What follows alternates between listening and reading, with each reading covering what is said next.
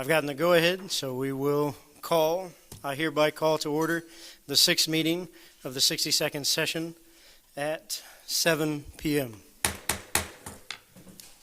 Moving into item 1, or item 2, roll call. When I call your name, please answer with either here or present. Senator Azidlani. Here. Senator Babin. Present. Senator Bradley. Senator Brown. Present. Senator Castillo. Present. Senator Coates. Here. Senator Cowden. Present. Senator Cunningham. Here. Senator Day. Here. Senator Azil. Here. Senator Flores. Here. Senator Hopper. Here. Senator James. Here. Senator Kata. Here. Senator Kahinde. Senator Kendrick. Present. Senator Kahn. Here. Senator Lube. Here. Senator Mai.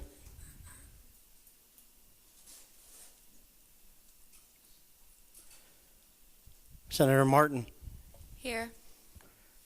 Senator Mattson. Present. Senator Miller. Present. Senator Morgan.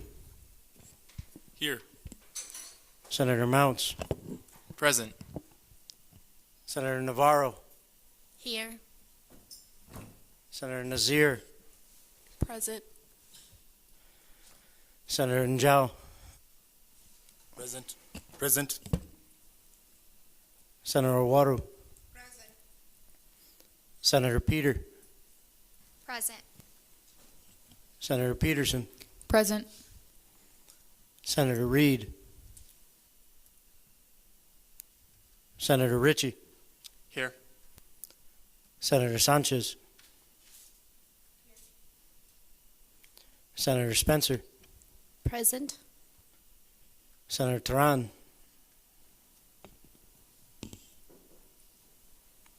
Senator Tubak. Present. Senator Tucker.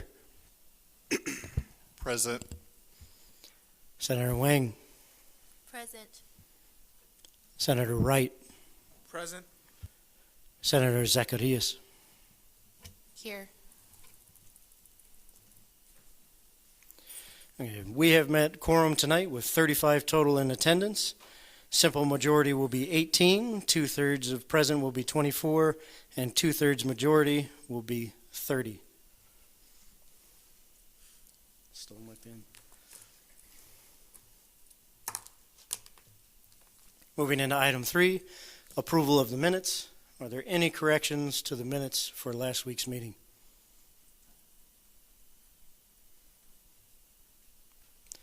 Seeing none, they will be adopted as such. Moving into item 4, public forum. Excuse me. As a reminder, public forum provides a chance for individuals to have the privilege of speaking before the Senate. This is a time for the association to listen to what the community has to say, and to that we offer our undivided respect and attention. I would like to remind everyone that although we allow the speakers the privilege to use this platform, the opinions of the speakers do not necessarily reflect the opinions of the association or the university. Lastly, in the essence of time, we do limit speeches in public forum to a length of 3 minutes, unless the speaker has spoken to us about it ahead of time. That being said, there are a few individuals who have reached out that wanted to speak in public forum tonight. I'm forgetting your title, but your name is Alex Sternfield Dunn. Will you stand up, introduce yourself, and approach the podium, please?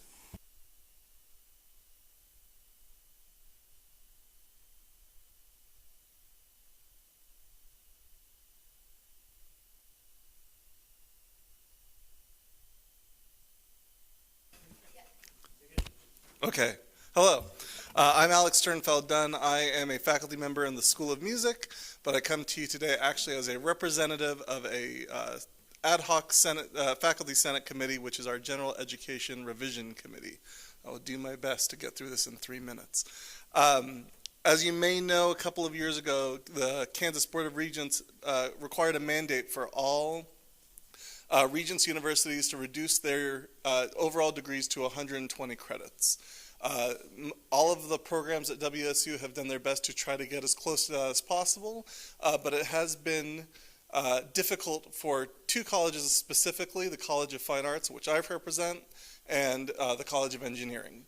We approached the General Education Committee to discuss the ability to perhaps reduce some general education requirements for our colleges. This spurred a larger conversation that we believe that it needed to be dealt with on a larger and more substantial discussion point. So at the request of that committee to our Senate, the Senate created an ad hoc revision committee. We worked since we began our work in May of 2017, I believe, and worked through the year.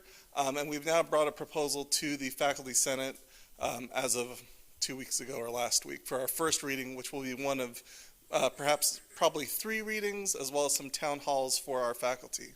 As a member of that committee, there was discussion, and we believe that this will have an impact on you all, and we believe you should have some voice in this proposal that we can take back to the Senate as some of your concerns and perhaps praise.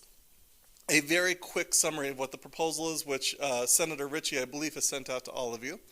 The proposal is to reduce general education from the mandated 42 credits to 33 credits. It will ask you to take the 4 foundational courses, which you already take. And I apologize if this is wrong, but it's the 2 English courses, Algebra 1 and Speech. And then you will take 1 course. We'll take those, if you remember, Tier 2 and Tier 3, the further studies intro courses. We collapse them all. They're all just general education now. You take 1 course from Fine Arts, 1 course from Humanities, 1 course from Natural Sciences, and 1 Natural Sciences Math, and 1 course from Social Sciences. This then leaves you 9 credits to which the students can choose how they would like to use those, with the idea that you can pursue either depth or breadth, depending on the student's interests. And you may count 3 credits of those 33 credits toward a course that is in your degree. So I can speak for the School of Music. For instance, there's a course which all our music majors take, Music in Context. That is also a general education course. Right now they can't count towards that towards their degree. So they have to take another fine arts general education course. So this would allow 1 course to be counted towards that. So if, for instance, you don't know what your major is, and maybe you take a gen ed that you find incredibly inspiring and change your major to that thing, and it happens to be that gen ed course is a major course, you don't have to go and take another gen ed in that category. That is a very quick summary.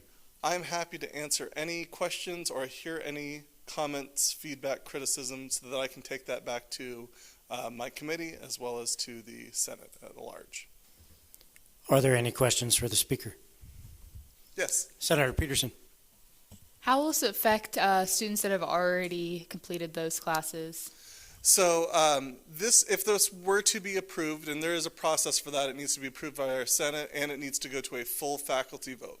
So if it is to be approved at that level, it would go into place into the catalog for academic year 2020, so next fall.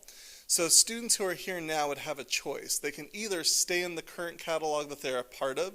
So you might be a junior or a senior and go, I'm almost out, and you just finish on your catalog, that's fine. Or you can choose, if you're a freshman or a sophomore, you might choose, okay, I'm going to switch over to the new catalog and take advantage of this reduction in general education. So students who are here now will have a choice, and any student coming in FY 2020 will have to adhere to that catalog. Are there any other questions for the speaker? Senator Kendrick.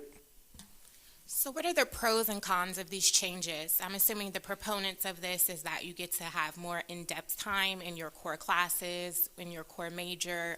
People who are not on board with this, what are their arguments? That's a great question. So far, we've only had one Senate discussion about this, and the primary concern, which I very much understand as someone who comes from the humanities, comes from people in the humanities. And it is a concern that this will, in essence, the way the proposal is written now, a student could take a single humanities course and not have to take anything else. Because of those 3 extra courses, they could end up taking all natural science courses.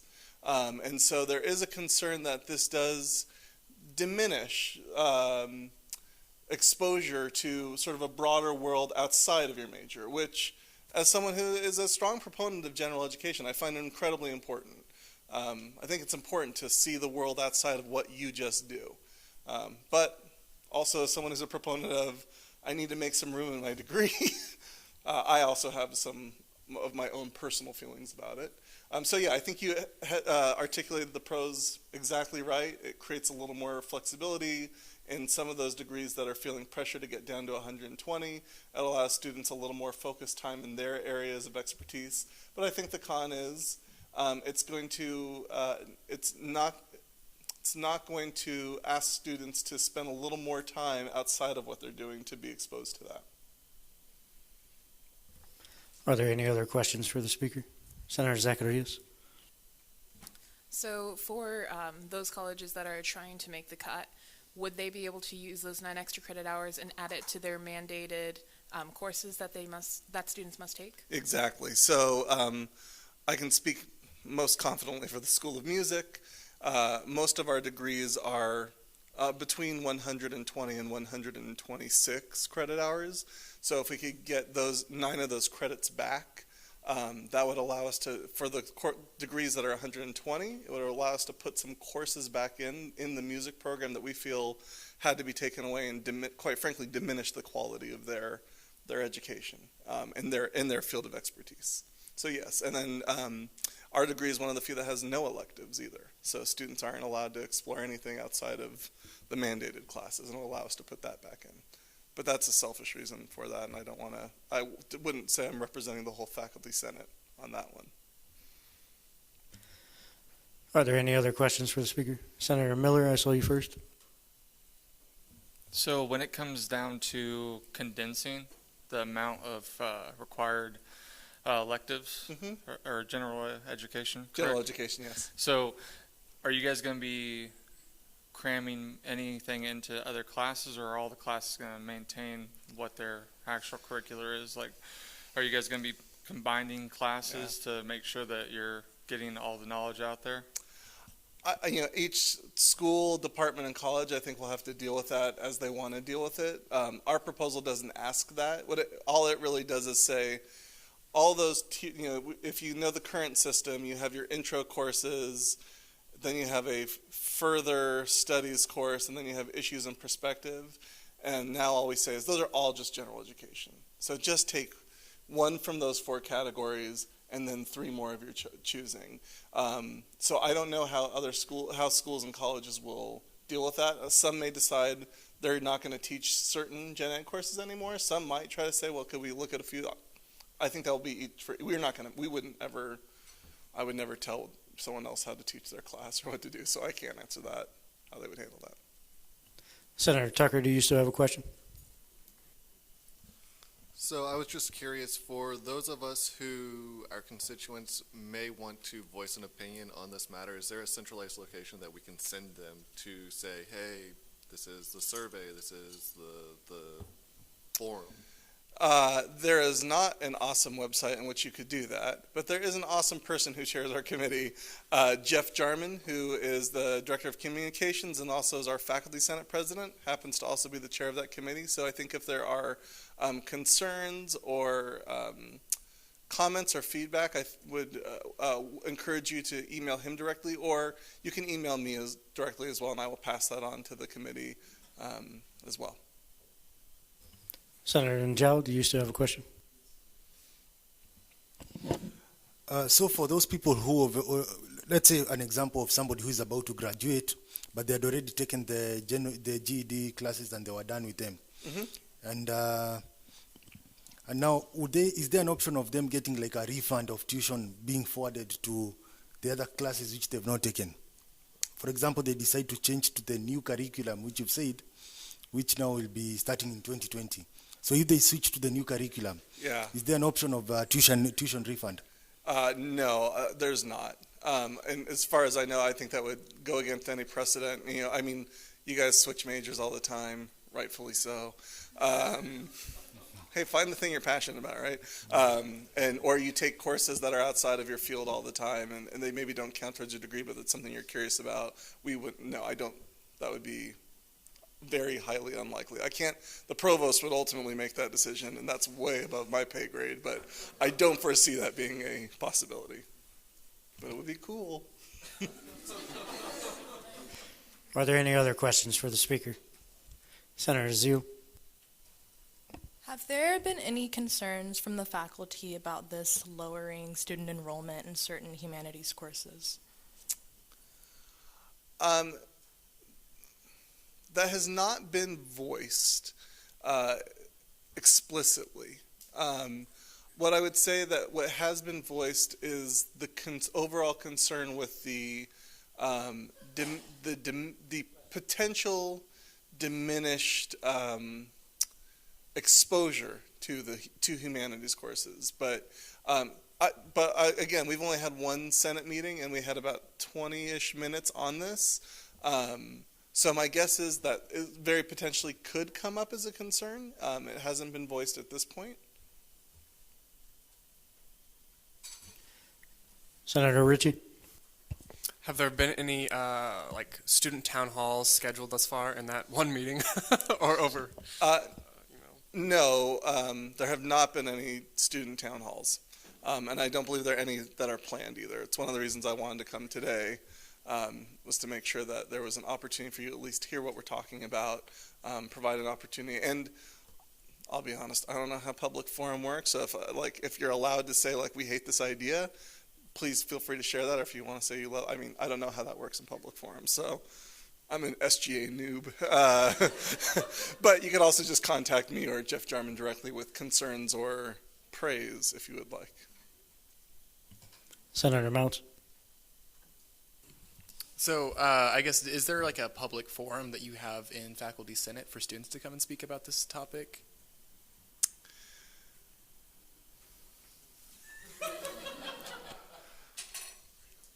I don't know the answer to that. I mean, we do have the opening of our session is always open comments, but I don't know if those comments can only come from senators. Great question. Gabe? So our academics committee chair has speaking rights at the Faculty Senate. Don't know if that's ever been used in the past, but I read it and I know it's there.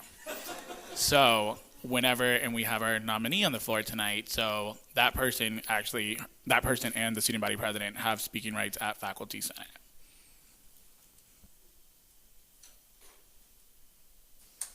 Senator Zacharias. So when this comes to a vote for all faculty, how many faculty have to vote in favor? Because I know for us, sometimes we have to do 2/3 of the entire Senate. Is it? I could be totally wildly wrong about this, but I believe for this it would be a simple majority. I'm 80% sure of that. I'm just trying to get us to the next Faculty Senate meeting. Before we go to your follow-up, are there any other questions for the speaker? Senator Tucker. When exactly will the determination on this be made? Do you have a set date in mind, or? We do not have a set date exactly, but we have a goal that we tried to come to a full faculty meeting sometime by the end of October, beginning of November, in order to allow any changes to go into the next catalog. That kind of is a deadline we need to try to make. If the Senate, though, doesn't either approve it, or if it just feels like it's we can't come to an agreement, we'll wait till we figure it out, I would assume. Senator Zacharias, do you still have a question? Are there any other questions for the speaker? Senator Miller. Okay, so my last question that I have on my brain. Sure. So if this does end up happening, I feel like there's going to be a lot of students with a lot of questions. How are you guys going to be counteracting all those students having so many questions? Is there going to be like a specific department that's going to be taking like questions from students, or is it just like go on the Shocker website and find the answer? Like, that's a great question. So one thing is, at least in my experience, we have amazing advisors, and so I would assume that the advisors would take on a lot of that role of advising and letting you guys know what changes are and how they would be affected. I would not be opposed, though, to some sort of public forum if it felt like it needed to happen to let you guys know about how what these changes are and how they've happened. That has not been discussed by our committee or by the Senate or by anyone that I know of at this point.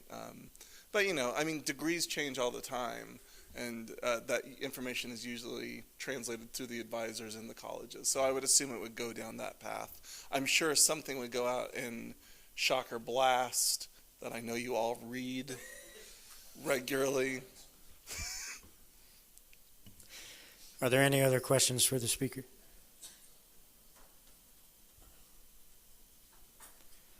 Seeing none, thank you for your time. Thank you very much, You guys. may have a seat.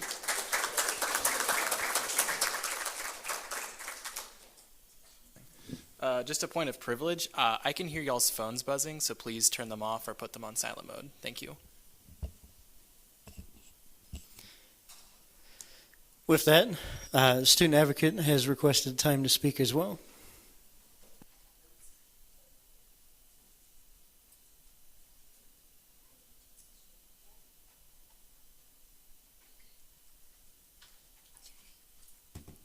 Hi, everybody. Hello. Okay, so I think that we were going to try to pull up the graphics. If hopefully you've read the email or looked at our Facebook page, but I was able to come up with making some graphics in light of recent events that have happened on campus in regards to like discrimination or discriminatory harassment from students to other students. And so if you hadn't had a chance to look at them, I was just going to make myself available for any questions regarding like the university's requirements and how they are required to respond to these situations, or like questions about our university policy, or really anything at all. I just wanted to make myself available if anyone had questions. Senator Richie. Who hears the reports? If racial discrimination gets reported, is there a committee or? Yes. So the Office of Institutional Equity and Compliance is federally mandated to receive these reports, and so the procedure that the policy 3.47 outlines the whole procedure that office is required to follow whenever they receive these reports. So the individual that specifically handles it, I listed his contact information, but his name is Michael Irvin, and so yeah, he is the one and he would be the coordinator for all of the cases of this. Senator Martin. Is there a way people can anonymously report? Yes, I believe that any report online, like the wichita.edu/report it, you can choose to submit an anonymous report. But that kind of goes into, so if OIEC receives an anonymous report, then they're only able to go off of the information on that report, and then they investigate it for the parties that are involved. But if there is a person that does report it with their name or whoever it is that's not anonymous, then they would be the person, I don't remember the definition, but they would be the person that I guess is on that side of it. Would be the complainant, I think is what it's called. And in the investigation, they would be considered the complainant.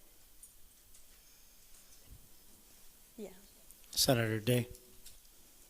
I have some concerns about how you assemble this information. I really appreciate you putting this together, and I'm glad this exists. So I guess my question, and this just for my own information, was this difficult to assemble? Like, what did the university do a good job, in your opinion, of making this all accessible and easy to attain for students?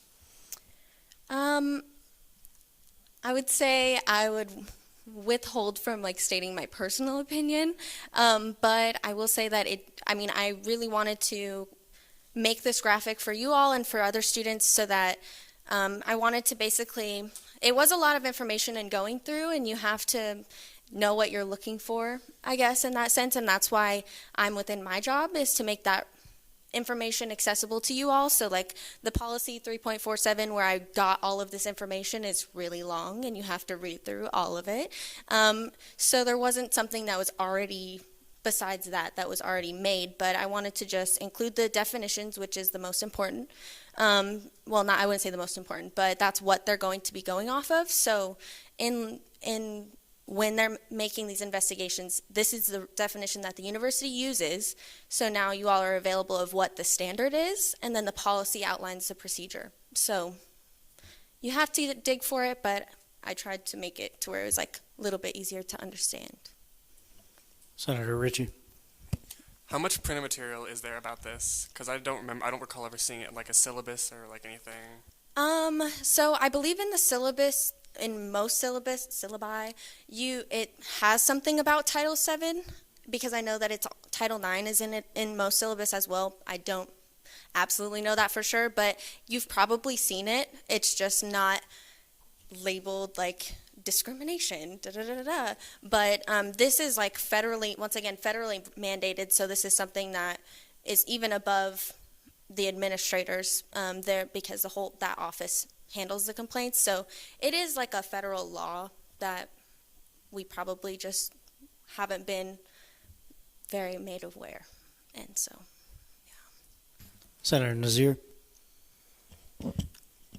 So I see on one of the slides of what's required for filing a report, and it says the university seeks to resolve all reports within 60 days of the initial report.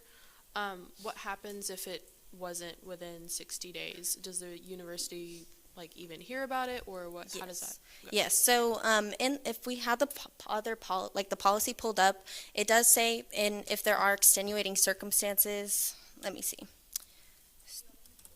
Yeah, I linked it in the email. So it says that they will receive complaints. Hold on, that was the wrong one. So it says that extenuating circumstances may arise that require the extension of timeframes, including beyond 60 days. But and this can depend on the scope of the allegations, the number of witnesses involved, availability of the parties, etc. And it just means, I guess it just states in the policy that it may allow, like extenuating circumstances will delay the 60-day mark, but I believe it, I don't know right off the top right here looking at it, but from what I understand, in those situations, it doesn't just get like after 60 days it expires, it gets extended and the investigation continues, but it just takes longer.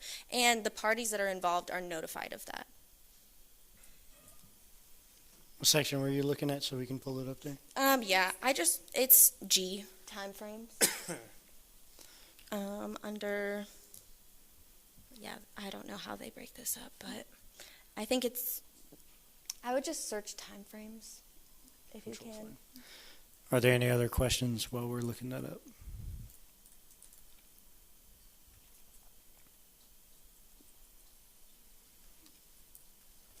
Seeing none, I'll make sure to send this email that was provided to me out to y'all by the end of the night. Yes. Thank you for your time. Yeah, thank you. At this time, are there any other individuals wishing to speak in public forum at this time?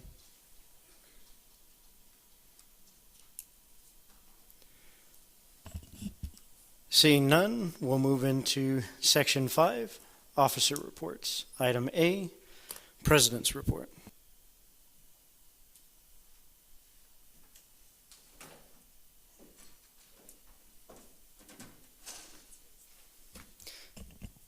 Obviously, I'm not the president. President is currently at KBOR, so she did leave a letter for me to go over with all of you. I apologize for not being able to attend Senate this evening. I am currently in Topeka as Chief of Operations, and I attended the Kansas Board of Regents meeting today. I have a breakfast with the Regents tomorrow, morning, and I will provide you with an update as to how the meeting and the breakfast went next week.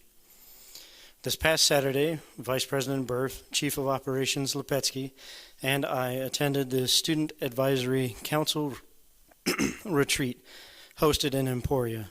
During this retreat, we began creating goals for this year, while Chief of Operations Lepetsky met with other legislative directors and discussed what each institution's Government Relations Committee does. If you are interested in serving on the Government Relations Committee, please apply. Be sure to encourage your constituents to apply as well. I am still looking for individuals who would be willing to speak at the JAG-K conference. This conference will be for middle and high school students from at-risk backgrounds to empower them to attend college in the future. If you are interested in being on the panel for this conference or know of others who would be interested, please email me. The Health and Wellness Committee will have its first meeting next week. We are looking for students who would be interested in joining this committee to provide feedback to our campus health and wellness resources. The first meeting is to take place at 3:30 p.m. on September 25th. You can email me for more details. SGA Week is next week. Please wear your SGA t-shirts on Monday to help us kick off the week, and don't forget to sign up for the National Voter Registration Tabling on Tuesday, September 24th. Please attend as many of these events as you can and contact the Director of Public Relations, Haas, if you have any questions. I stand for questions. Senator Mounts. Is it a commonplace for other SGAs to have government relation committees? Yes. In fact, most of them don't have it as an association. They have it as a Senate committee. Any other questions? Senator Kendrick. Where could we get our SGA t-shirts? If you stop by the office and talk to either Kylie or Mackenzie, I mean, as long as the door is open, we can get you them. Just let us know your size and we'll get it to you. Senator Coates. So what's the reason for us not to have a Senate committee on government relations? Because we have an association committee on government relations. But I believe the question is more, why is it an association rather than a Senate? The Senate in the last session established it that way, and I am not quite familiar with the reasons why. Gabe, do you remember?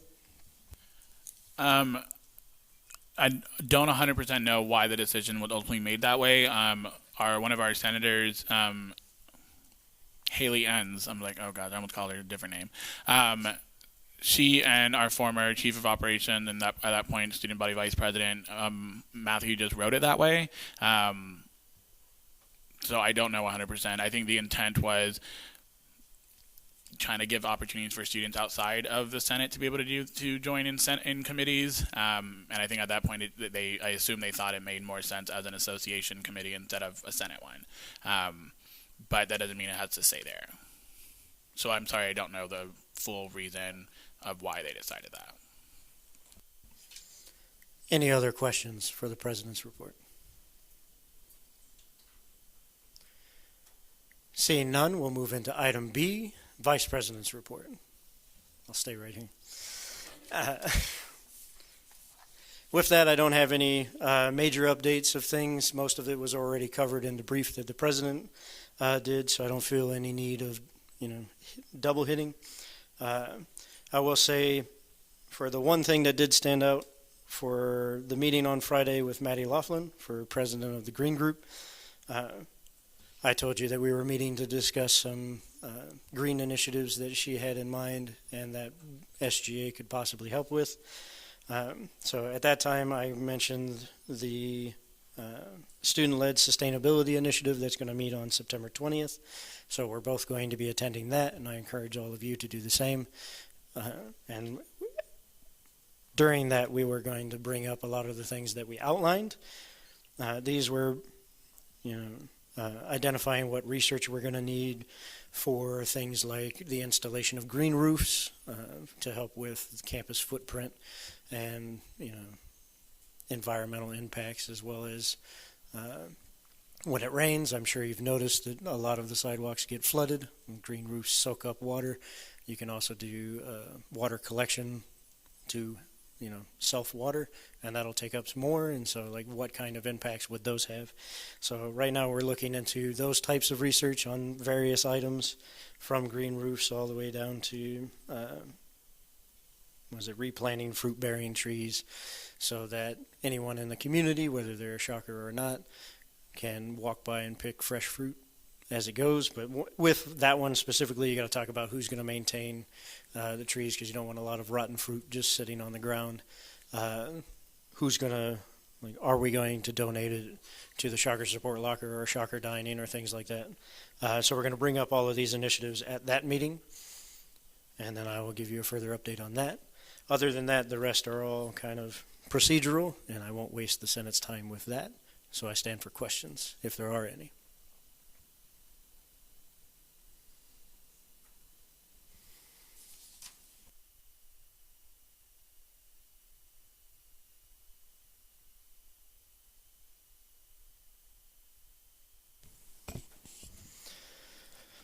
Moving into Section 6, Other Reports. Item A, Safety and Student Services Chair.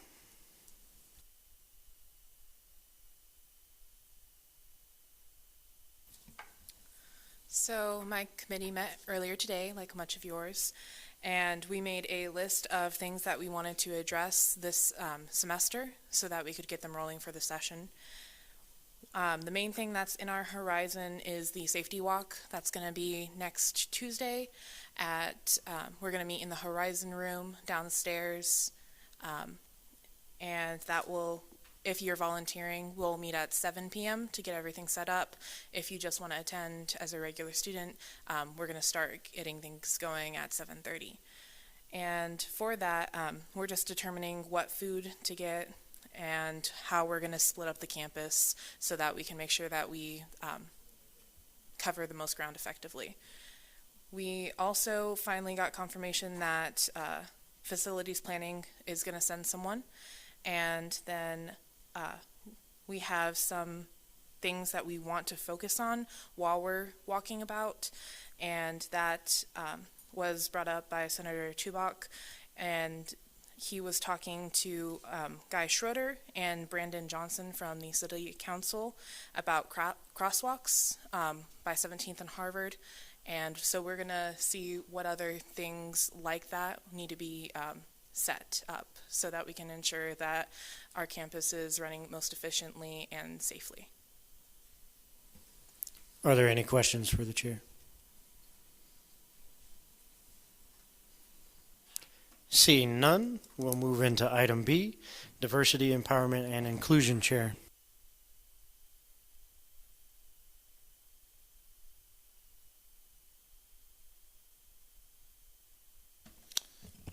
Hi there, everybody.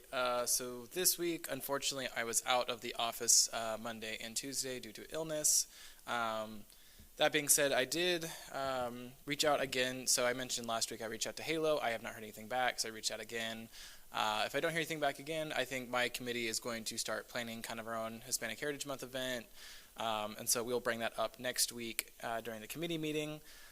Other than that, I had a meeting today with the student advocate addressing the required university trainings, and I have reached out to Alicia Sanchez and Danielle Johnson at ODI to see if we could just do the Senate trainings that are required, hopefully maybe over a 2-day period, and that way we're not too horribly like just throwing everything at you at one time, but that way we can actually make sure that we do fulfill those trainings because it is constitutionally required that we have them done by the end of the fall semester.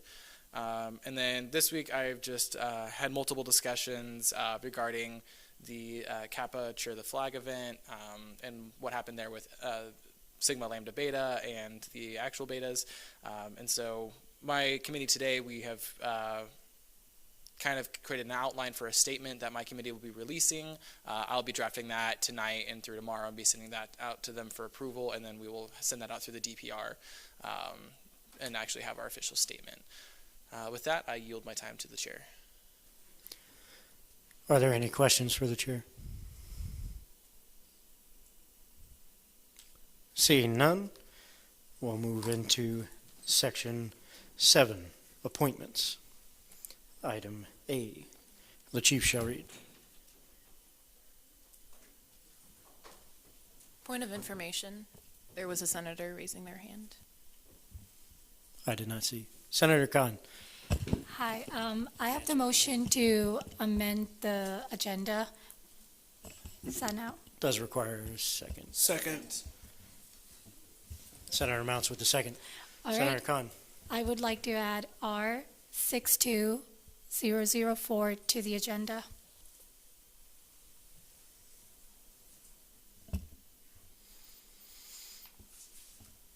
As this is your motion, you have the right to speak to it first. Oh, all right. So this resolution is basically regarding what took place over the weekend regarding a situation which wasn't very helpful, and another senator and I decided to draft it up and put out a resolution from the Senate, and it would be great for us to basically look at it. If you all want to maybe add something, make any change, feel free. And so yeah, that's my speech about it.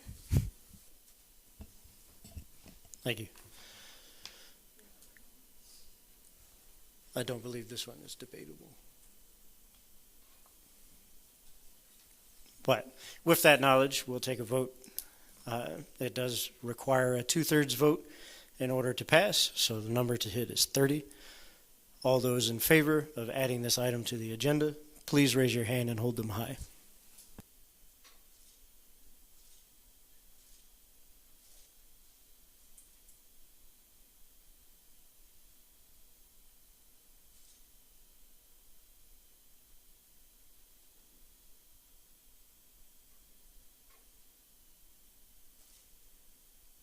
Thank you. All opposed?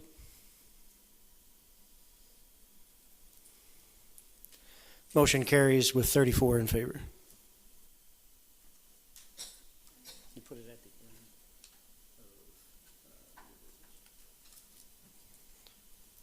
Moving back to the item at hand. Item A. Good.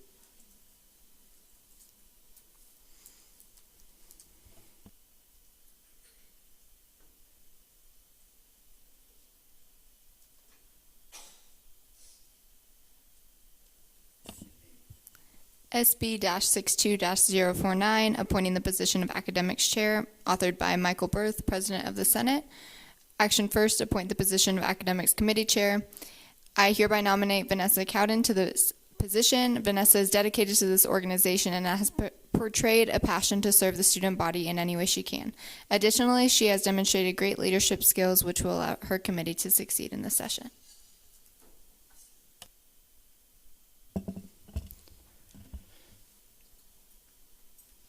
Pretty much everything I have to say is already up there, so I stand for questions if there are any.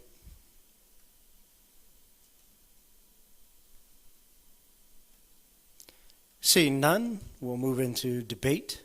Is there anyone wishing to speak in debate at this time? Does she get to speak to her nomination? Point of information. So that would be point of information, then recognition, then talking. But thank you for the correction. Anyway, with that, does the nominee wish to speak to this bill?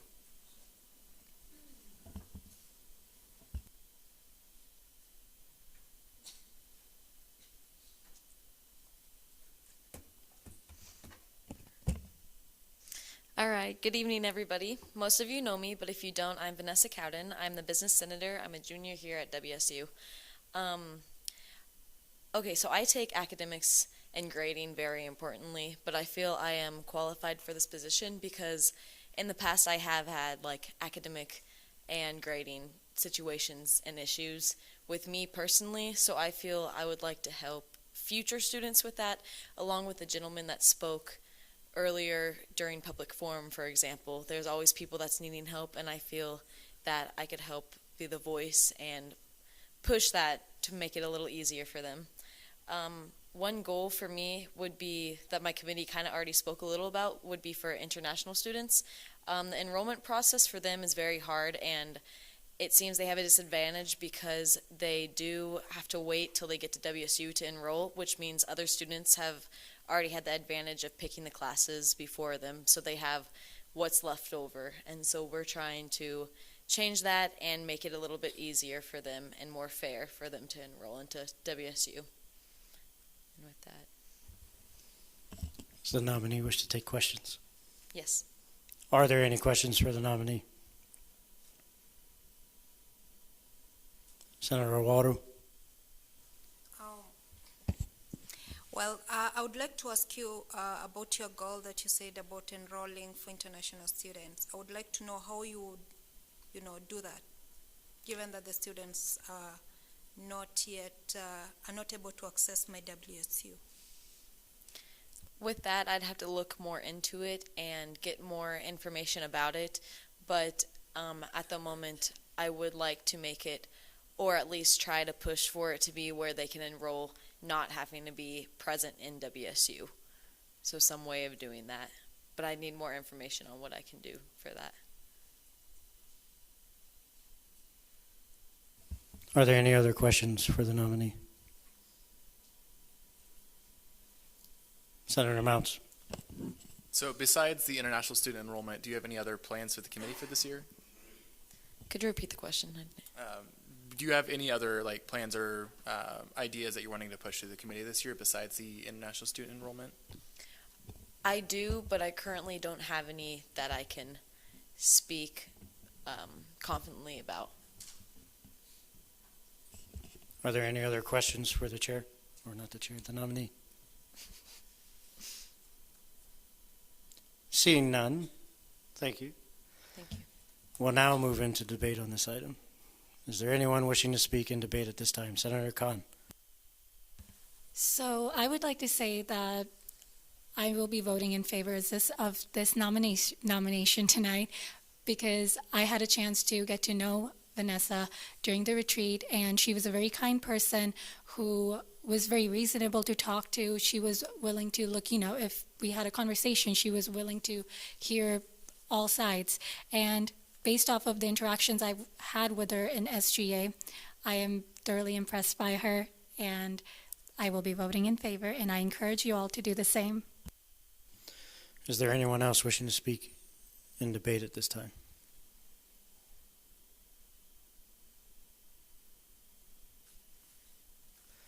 Seeing none, we'll move into the voting period. All those in favor, please raise your hand and hold them high.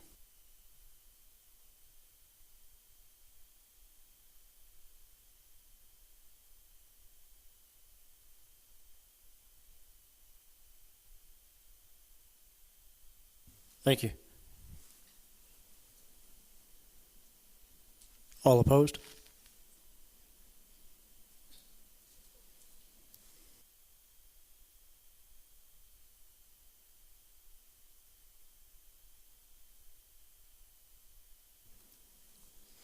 SB-62-049 has passed its two-thirds requirement with 34 in favor, 0 against, and 10 abstentions.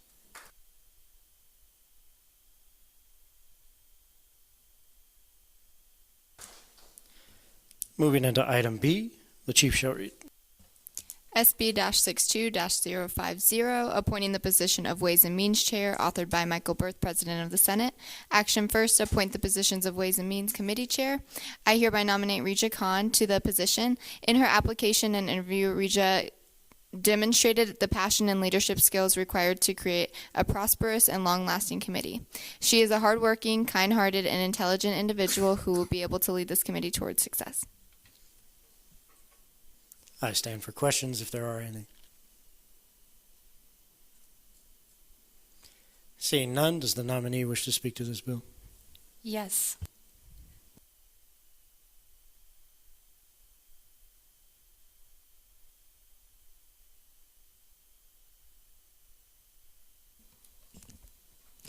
All right. Hi, everyone. My name is Sen Kahn, and this is my second year here in SGA. And my major is criminal justice. I fall under the pre-law program that we have. My minor is philosophy, and that's just a little bit about myself. So Ways and Means Committee, it's a new one, and the goal right now, which is in the governing journal, it states that it will create a long-lasting, sufficient, SGA work-efficient environment. And that's the goal of this new organization. Now, for me, I understand it's a new organization, and I want to get it up on its feet. And I understand it will be stressful. There will be difficult decisions that will have to be made. And I feel like I can handle it because I'm part of Muslim Us for Change, which is a new organization. We're about to become a sorority, and I've basically helped shape that.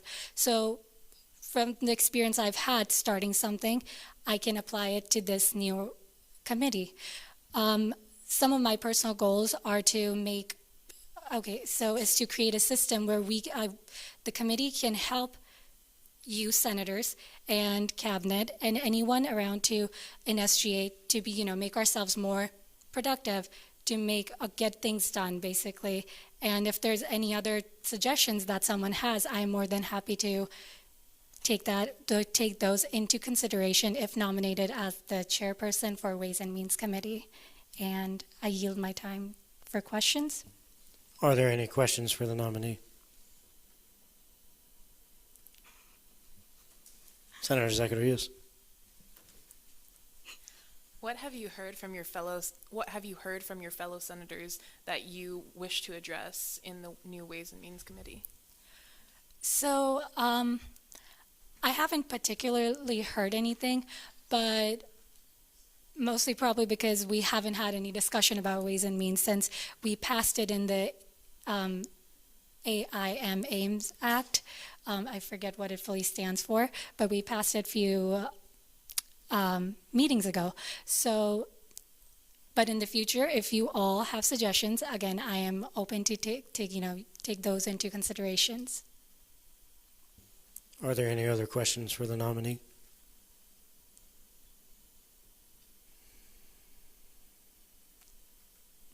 Seeing none, nominee may either stay or leave for debate. Moving into the debating period, is there anyone wishing to speak in debate at this time? Senator Nazir, I saw you first. I will be voting in favor for this nominee. Even before I became a senator, this nominee would always talk great things about SGA, and she would always put her heart and soul into everything that she would take on. Even if she doesn't know something about something, she'll always try her best to reach the right resource to find out what she needs to know. She's always reaching out to different types of people, and I think those are all things that will be needed for this position. Senator Mounts. So I'll be voting in favor of this nomination. I have known Rija since last year when she was appointed to SGA. I have worked with her many times on multiple different pieces of legislation, our, I guess, most famous being the New Zealand resolution that we wrote last year. But I look forward to working with her in the Rules and Administration Committee that all the chairs serve on, and I know that she will do a great job leading the Ways and Means Committee. Senator Zilani. Hello. So I will be voting in favor for the nominee. I can attest to her knowledge and experience that she put into her organization, Muslim Us for Change, as being a part of the executive board. She puts a lot of passion and love into the things that she's, passionate about. She's just a great person. She's a great leader, and I feel like she will create new things and shape Ways and Means Committee into a great committee. Thank you. Senator Wayne. Well, I will vote in favor as well. I think one of the biggest reasons I will vote that is because she spent a lot of her time in student government already. So I think to have this chair position will really help us and her get stuff done because she's always there, and then I believe that she wants more people join her team and then get our organization out there. Senator Day. I will be voting in favor of this nominee. I have been very impressed by Ridge's abilities as a senator almost from the start. She is a very friendly and accessible person. She interacts with her constituents and other senators very well. She's very independent-minded and will disagree with you, but in a constructive manner, which is a very important trait. So I will be voting in favor of this nomination. I encourage everyone else to do so. Thank you. Senator Flores. I've also known Senator Kahn for a prolonged period of time, and for as long as I have known her, she has been passionate and kind to everyone and about everything that she has done, and I have no doubt that she will be a great and effective leader about as if she is appointed as chairperson of the Ways and Means Committee. And I could go on and on about her, but I will keep this speech short and sweet because I know that there are plenty of more people who want to speak about her. Senator Zachary, do you still wish to debate? Yes. So I will also be voting in favor of Senator Kahn's appointment. She is a very level-headed person. She makes wise... She looks into the things that she is going to approach before approaching them, and I think that's very important for this position. Before even applying for this position, she made sure she did all of her research, knew everything about the committee that was in the recent legislation, and made a well-rounded decision by examining all factors before choosing to apply. And I think that shows that she is a good fit for this position. Senator Coates, do you still have a debate? I do. I'd like to motion to move to adopt this by unanimous consent or confirm the nominee by unanimous consent. For the future, that would be with a motion, and then when I get to you, it would be the move to adopt by unanimous consent. With that being stated, is there any objections? Seeing none, SB-62-050 is adopted with unanimous consent of the Senate.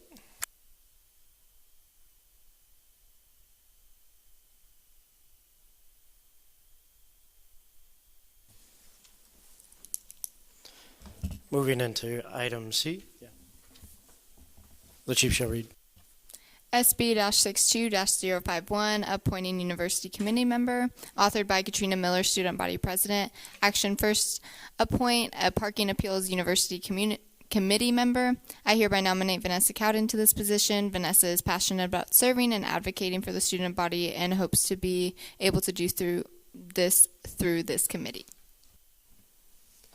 Well, the president is not here. I can do my best to answer any of your questions. Are there any questions at this time? Seeing none, does the nominee wish to speak to this bill? That's fine.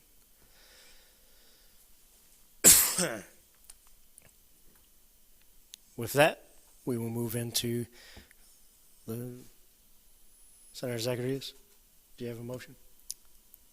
Yes, I do. Motion to pass by unanimous consensus. Any objections? Seeing none, SB-62-051 is passed with unanimous consent of the Senate.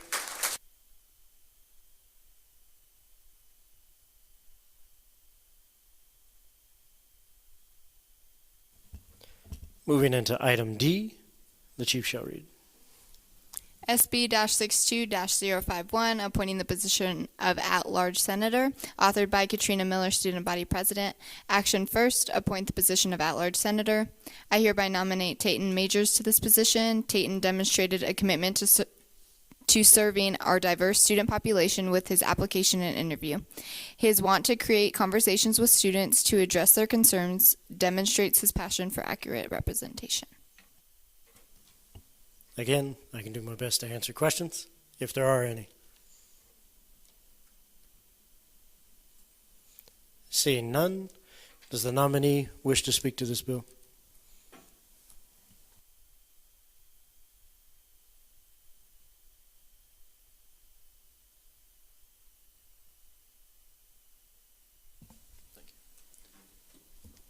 Hello, everyone.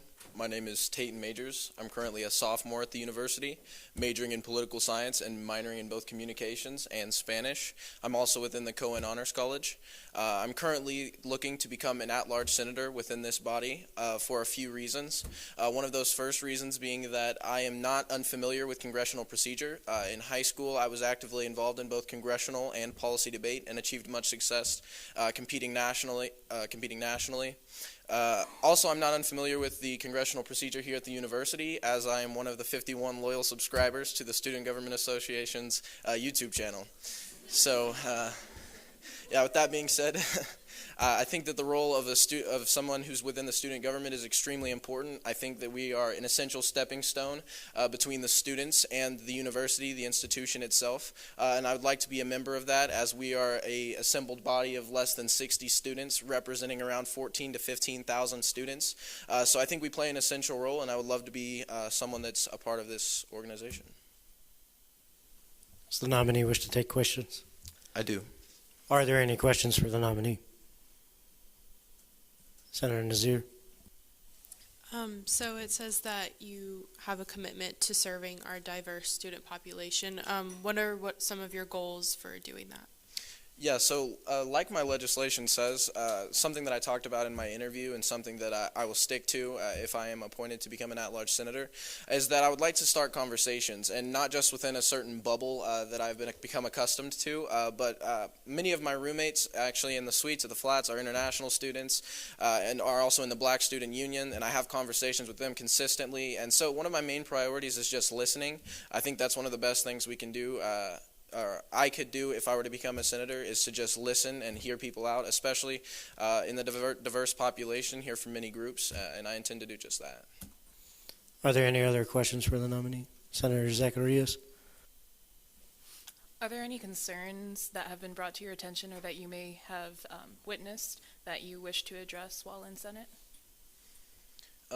Prior to attempting to become an at-large senator, I wasn't really actively searching for concerns. However, I have heard some concerns from fellow students just about various things, just in medial conversations, and those things being, of course, parking, Wi-Fi, and more recently with the incident that has been discussed and that will later be discussed today in the Senate. I hope that we could pass legislation and create legislation that would, I guess, represent the diverse population that we have.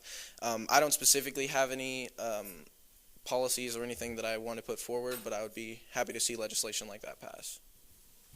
Are there any other questions for the nominee?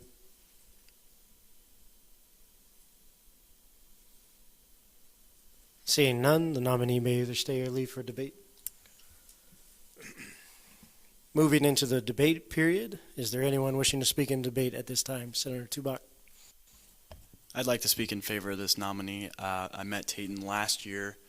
We had one class together, and in that one class, he was really interested in becoming a member of the Honors College, and he had the initiative enough to ask me about it because he knew I was in it, and sure enough, now he's a member of the Honors College.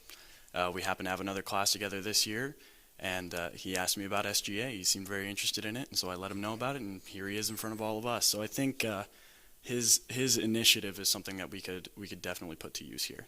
Thank you. Senator Martin. I also met Tayton last year. We lived on the same floor, and not only is he very dedicated to the things he sets his mind to, but he just cares. He's one of the nicest people I've ever met, and I think would be a good resource for students to definitely feel comfortable going to and voicing their concerns. So I will be voting in favor. Senator Kahn. So I will also be voting in favor, and I encourage you all to do the same because I have a class with the nominee, and I like it. The nominee actually came up to me and, he introduced himself and wanted to learn about how the Senate functions. And I definitely agree that he is a very good listener, and I feel like once in Senate, he will do good things. And so I encourage you all to vote in favor as well. Is there anyone else wishing to speak in debate at this time?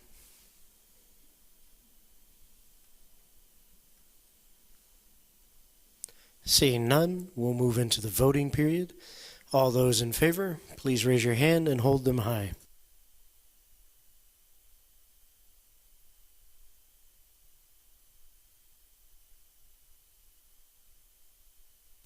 All opposed?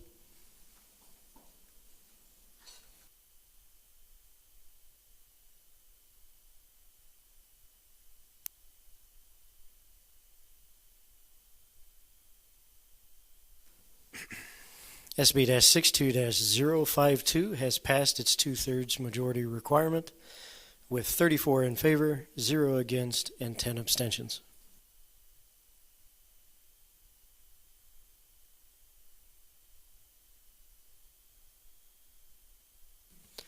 With that, we'll move into item E.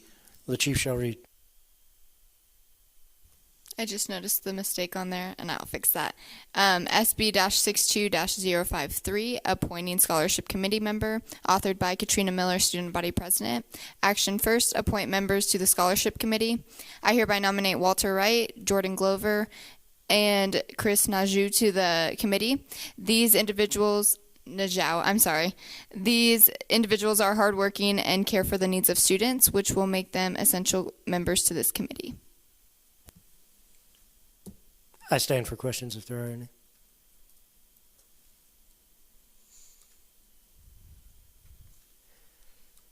Seeing none.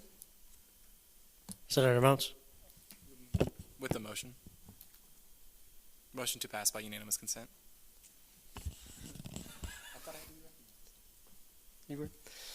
Any objections?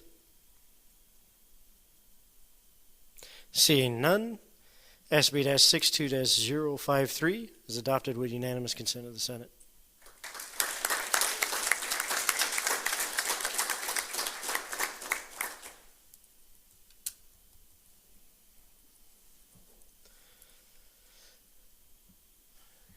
Moving into Section 8, Unfinished Business.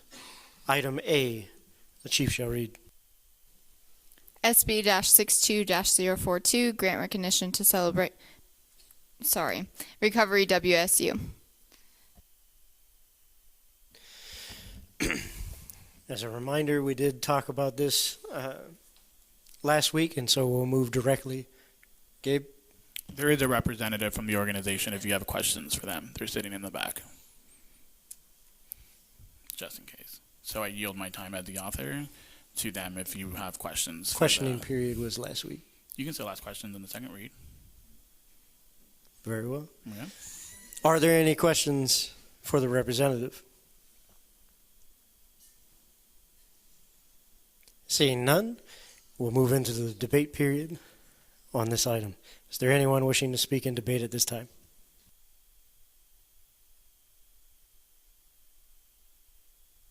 Senator Coates. I feel that what they represent as a group is something that's sorely needed, not only in Wichita State, but across the country. We see people acting out lately with violent tendencies. We see people struggling across the country with opioid abuse and other abuses such as that. And I will be voting in favor of this because I feel that a group on campus would help, would help people get the help that they're needing. Thank you. Is there anyone else wishing to speak in debate at this time?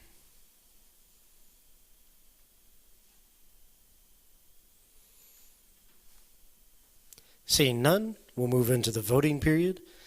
All those in favor, please raise your hand and hold them high.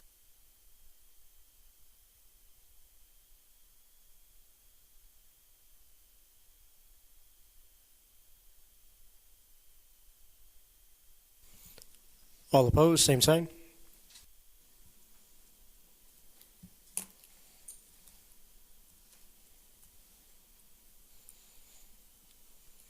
SB-62-042 has passed its simple majority requirement with 34 in favor, 0 against, and 10 abstentions.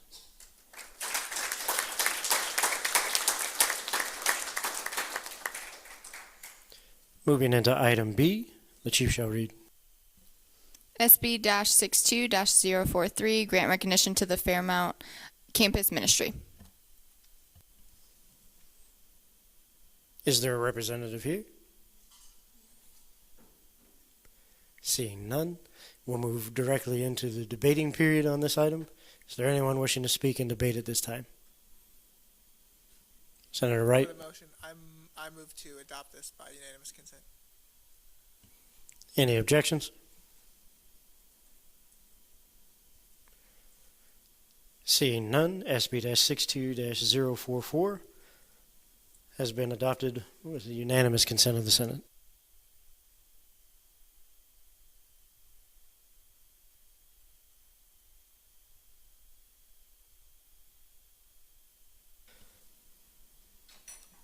Moving into item C, Chief shall read.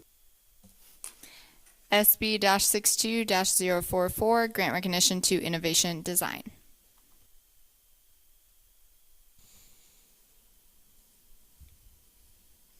Seeing no representative, we'll move into the debate period on this item. Is there anyone wishing to speak in debate at this time?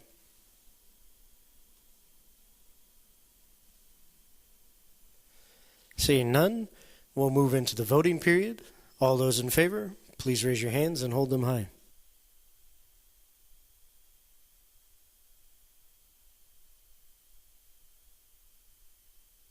All opposed, same sign.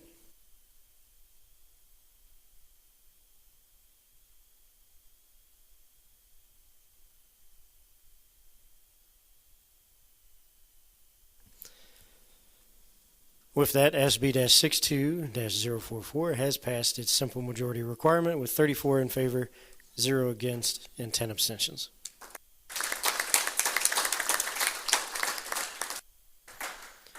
Moving into item D, the Chief shall read. SB-62-045, grant recognition to the Wichita Pro Bono Immigration Clinic. Is there a representative here? I don't think so. No. Seeing none, we'll move into the debating period. Senator Martin, do you have a motion? I don't have a motion. I just wanted to debate because this is an organization I'm a part of, and see it having a great impact for Wichita students in Wichita area, and I think you should all vote in favor. Is there anyone else wishing to speak in debate at this time? Senator Nazir, I saw you first. I am also a member of this organization, and I know both Sophia, the president, and Sandrine Lisk, the supervising immigration attorney. And I just want everyone to know that they do really important work and are very committed to advocating for those who otherwise would not be able to. So I urge everyone to vote in favor. Senator Zachary, do you still have a debate? I move to pass this bill by unanimous consent. Any objections? Seeing none, SB-62-045 has passed with unanimous consent of the Senate.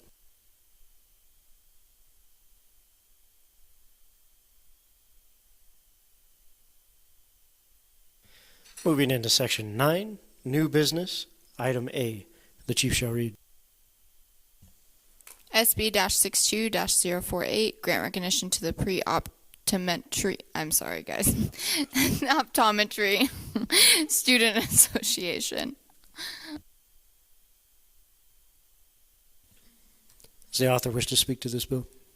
Yes, the representative can't be here, so she sent me some stuff to read out, so I'm going to do that. Okay, so they are reviving the organization. Their goals are to network with fellow students and the optometry community to help others gain possible job shadow opportunities. They want to help students gain more knowledge about the field. Currently, they have about 9 students who have signed up for the organization, plus 4 additional executives for the group. And then more people are currently already requesting to join their portal on ShockerSync. Their big plans and goals for this year are to bring in guest speakers. So optometrist. Yeah, that's what it is. Optometrist. They already have one scheduled for later on this semester. They want to provide volunteer opportunities, provide OAT prep, which I assume is the test to get into school. And then they want to work directly with the Lions Club, which is an organization that gives glasses to the less fortunate. So those are their goals and what she sent me to read. Hopefully you don't have questions because I don't have answers. Are there any questions for the author? Seeing none and already knowing that a representative is not here to speak to the bill, we'll move into debate on this item next week. Moving into item B, the chief shall read.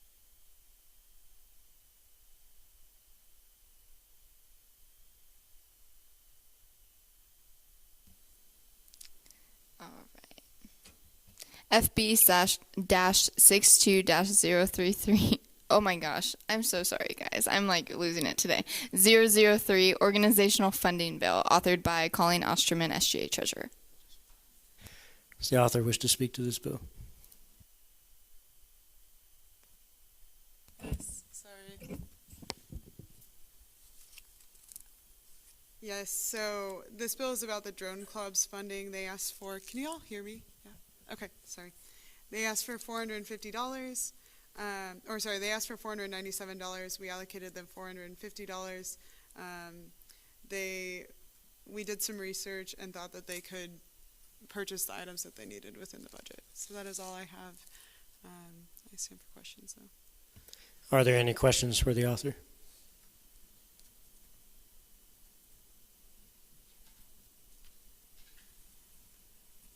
Seeing none, we'll move into debate on this item. Is there anyone wishing to speak in debate at this time?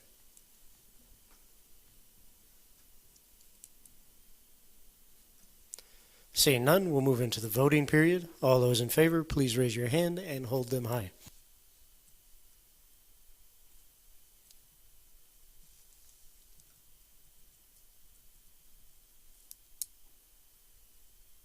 All opposed?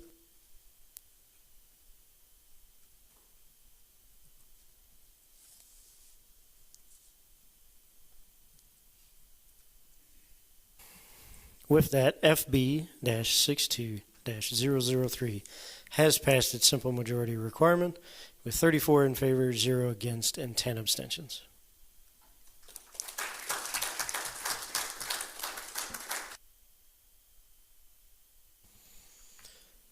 Moving into item C, the chief shall read. FB-62-004 Individual Funding Bill, authored by Colleen Osterman, SGA Treasurer. Does the author wish to speak to this bill?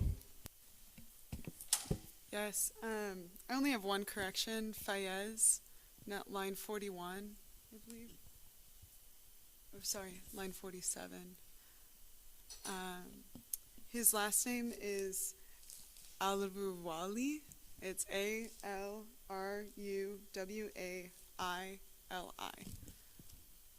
I don't know how I missed that. I just want to fix it. Is that correct? I can't really see it, but yes, I think so. We'll fix it. Yes, and besides that, we interviewed everyone, and I can speak to each person, but if anyone has any questions about any of the applicants. Are there any questions for the author? Senator Mounts, I saw you first. If this bill were to pass, how much money would we have left for individual funding for the rest of the year or semester? What? How much, if this bill were to pass, how much money would we have left for individual funding for the rest of this semester? Yeah, so we have $15,000 in individual funding each year. That means we would have 11,800. Is that? No, 12,800. 12,800. Yeah, that's correct. No, 11,800. Yeah, it's 11. Yeah, okay. So that's how much we would have for the rest of the semester. Senator Tucker. These individuals, are they all going to the same event, or are they going to separate events? And what other resources have they looked into? Can you speak to that? So they are all going, not all of them are going to separate conferences. It just depends on which individuals you're going to ask about, but most of them are going to different conferences. We asked the question of whether or not they received additional funding, and it would depend on each applicant. The committee does take it into consideration. I can go through all of them. I would just have to pull up the, if you want me to. I don't know, Matthew. Do you want me to? It would be nice. Okay. Oh my goodness, this might take a little bit. So, While you're... what were you saying? Are you good? Yeah. I was going to say if you're... Yeah, no, I can do it. Okay.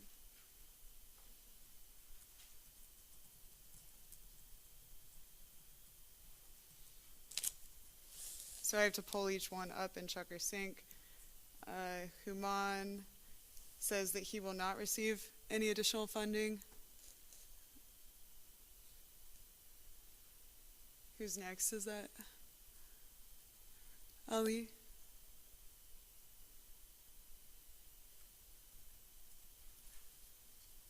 Ali says yes, he has, but he will be informed on the decision in a few weeks. Or he has applied. Sorry, the answer to the question is yes, I have applied. I will be informed in a few weeks. Next we have Ramia.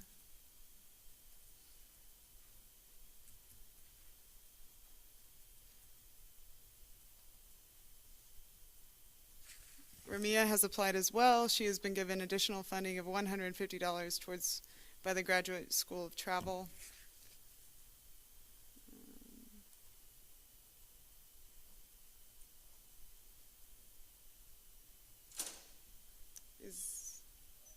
Sorry, this takes some time to pull up.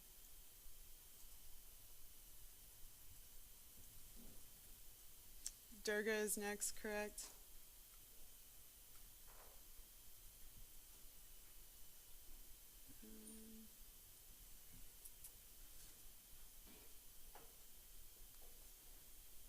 I'm sorry.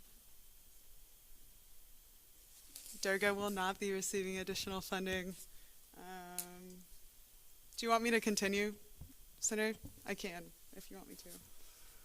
My reason for asking is simply for cases like, example, Ramia, who has already received funding from the graduate department. My question now, my follow-up question would be, why are we allocating $200 to that travel fund when they've already received money? Yeah, so the answer to the question, to that question that the committee had was essentially the $400 will not cover almost anyone's full trip, with the exception of, I think we have one person going to Topeka, but they didn't even request that amount of the full amount of money. They adjusted for how much their trip would cost. So the committee didn't take it into consideration, but if the Senate wants to vote on whether or not the committee should take that into consideration, we could put a bill on the floor in the future. Yeah, does that answer your question? It does. Okay. Senator Wang. I have a question for the treasurer. So I know the amount that you guys allocated, it means that they're going to get that amount for certain things. Are they getting a check, or they are going to the trip and coming back and give you a receipt to reimburse? That's my question. Yes, so it is a reimbursement process. They have to submit their receipts to us. They have to have their name on the receipts and then a form of payment, and then they have to submit them within 7 days. And then we reimburse them through the financial office. So we submit all of their information to them. Senator Zachary. So for allocating the amounts for each person, can you explain why for the registration it's 66.67 and lodging 0.33? Yeah, so it just, what we did is we decided to essentially break it down between each category, so we reduced it by an equal amount to how much we are allowed to allocate them. Does that make sense? So we're allowed to allocate them $100. We reduced their funding by $200, which is 2/6. So we reduced each thing by 2/6. Does that make sense? So it's like an equal disbursement across. Yeah. Senator Wang. It's just follow up for the last question. So they are getting you the receipt and then get reimbursement. If they have the extra money for certain category, did they get to move to a different category that, like for example, lodging and travel? If one have an extra, and did it move to the other ones, or that means that the leftover money we get to keep it?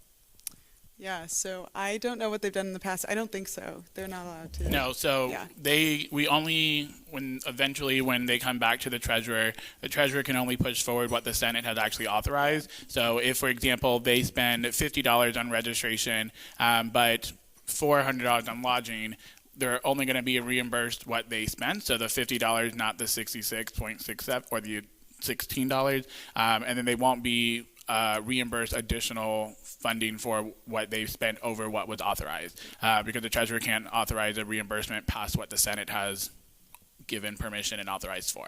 Can I expand on that a little bit? Also, we did it per their request, so each person requested $300 for lodging. So we're giving them less in that category, but it's an equal amount of less. So it wasn't just flat across the board. It was just that everyone requested the maximum amount. Any other questions? Senator Brown? Are all of these like domestic, or are they going like inside of Kansas or like out of state? Yeah, so all of these are out of state. The one Topeka applicant will come up later on the floor. Yep, so they have to be traveling outside of 50 miles, and then if they're traveling internationally, there are different standards for how much we are allowed to allocate to them. So, but all of these are just out of state. Senator Tucker? For those who are going to the same conference, are they going to give a presentation on the same topic? How exactly is that working out for them? Yeah, so as far as I am aware, I don't think anyone is giving the same presentation, but they are going to the same conference, and some of them have the same professor on their research. So, yeah. Are there any other questions for the author at this time? Can I ask a question? To yourself? No, to you. No. Yeah. So sorry. Like if I look at something and I realize that what I said wasn't accurate, like that question I'm not positive about, so I can like email Michael. Yes, if you send me the corrected information, I will provide it to everyone. Okay, there we go. Perfect. With that, are there any further questions for the author at this time?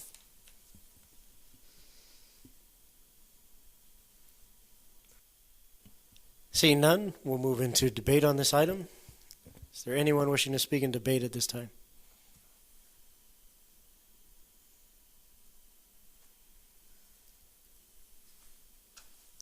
Seeing none, we'll move into the voting period. All those in favor, please raise your hand and hold them high.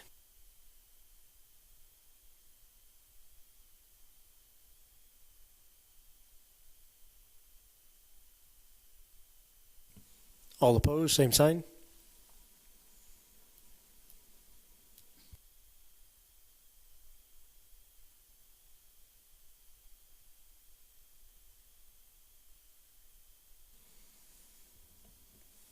FB-62-004 has passed its simple majority requirement, 34 in favor, 0 against, and 10 abstentions.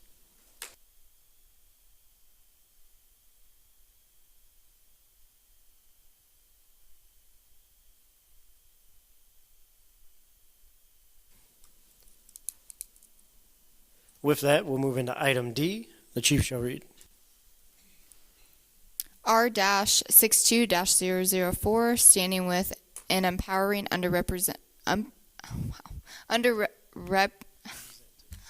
so sorry. I am so tired, guys. I don't know what is wrong today. Students. Authored by Sen Kahn, Liberal Arts and Sciences Senator, Zachary James, At-Large Senator, Crystal Zacharias, Safety and Student Services Chair, and Aaron Mounts, Diversity, Empowerment, and Inclusion Chair. Oh, I'm sorry. Does the author wish to speak to this bill? Yes. I have a motion. Senator? James? Motion to amend the bill, or resolution, I'm sorry. That will come after the author has had a chance to speak. I apologize.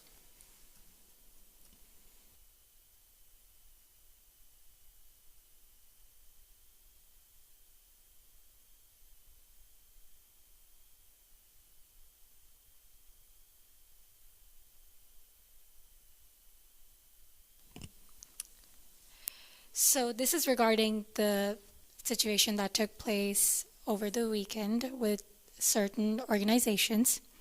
And now I'll be reading the whereas, and Senator James will be reading the be it further resolved. Whereas an act of discrimination is defined as actions taken with bias, unjust, or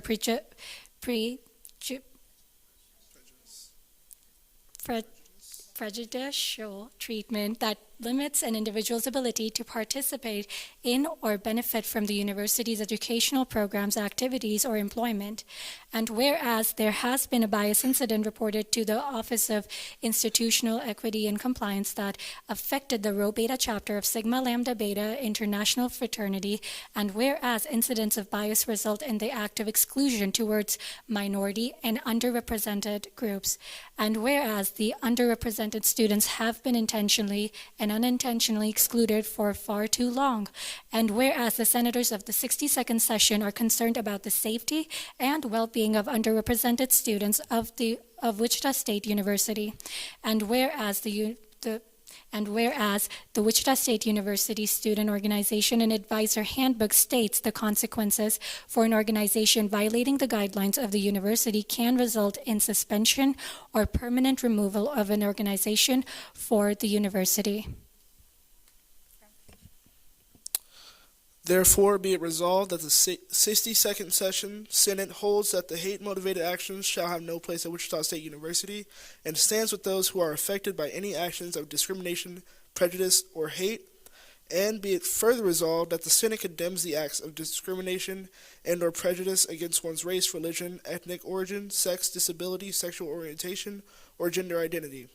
And be it further resolved that the Senate reminds students that the Wichita State University has multiple resources for students to utilize for all purposes, such as the Office of Institutional Equity and Compliance, Cut Hate, the Office of Student Government Association Student Advocate, the University Police Department, and the Office of Diversity and Inclusion, the President's Diversity Council, and the SGA Diversity, Empowerment, and Inclusion Committee at Wichita State University. And be it further resolved that this resolution shall be forwarded with respect to the National Office of Sigma Lambda Beta International Fraternity, the Rho Beta Chapter of Sigma Lambda Beta International Fraternity, Dr. Andy Tompkins, Interim President, Dr. Rick Muma, Provost of Wichita State University, Dr. Terry Hall, Vice President for Student Affairs at Wichita State University, Dr. Marche Fleming Randall, Vice President for the Diversity and Community Engagement, Christine Taylor, J.D., Director of Institutional Equity and Compliance, the Office of the Student Advocate, the Interfraternity Council at Wichita State University, the Pan-Hellenic Council at Wichita State University, the Multicultural Greek Council at Wichita State University, the Office of Diversity and Inclusion at Wichita State University, and the Sunflower, the student newspaper of Wichita State University. Sorry, I just wanted to add a few things. So just to speak to the bill, this bill basically states that we do not support any incident that affects someone negatively, and this is just a gesture to support the underrepresented people or students on campus, since there are situations that they feel excluded from, and us writing this resolution and putting it forward says something that, hey, we are here to make change, and step by step. So we are open to any questions. Are there any questions for the authors? Senator Brown. Okay, so with this bill, is there any action being taken towards groups that uses any type of discriminatory or prejudice towards any underrepresented students? So with this resolution, we're not taking any action towards them because we basically can't do that, considering if it's Greek life, just in general, we cannot revoke their status, but we have made a whereas where it states that the RSO Shocker Handbook has consequences listed on there, and the resolution can't directly do much to them, but it can basically encourage people around us to take those actions necessary.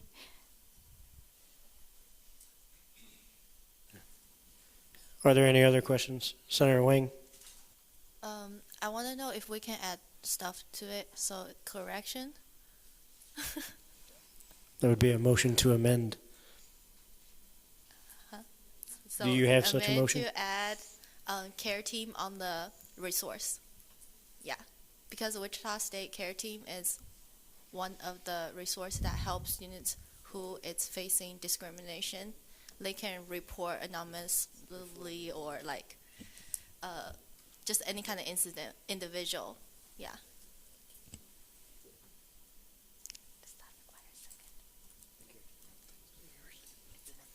Senator Richie? So essentially this bill just acts like a statement, is that correct? Yes. Okay. I'm sorry, Senator Richie. I thought you had something for the motion at hand. We have to finish the motion before we can move on. Senator Zachary? Motion to adopt this change by unanimous consent. Any objections?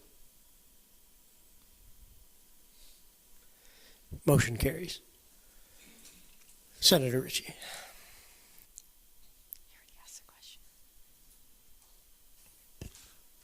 I didn't have a question. Senator Miller?